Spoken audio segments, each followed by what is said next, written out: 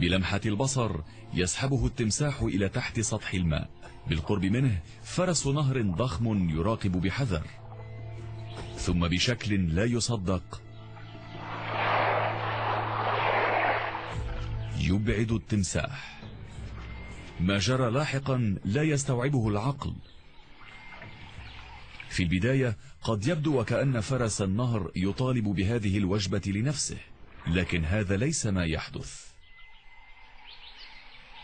يشم فرس النهر الظبي المصاب ثم يدخل رأسه في فمه، ليس ليأكله بل كما يبدو في محاولة منه ليعيده إلى الحياة.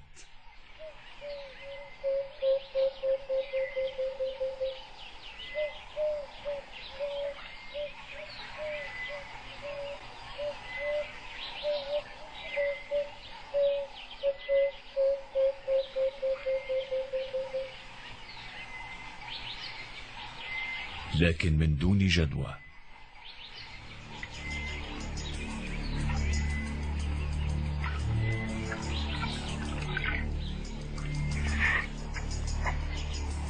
كان التمساح صبورا، ها هو يخرج من الماء ويطالب بجائزته.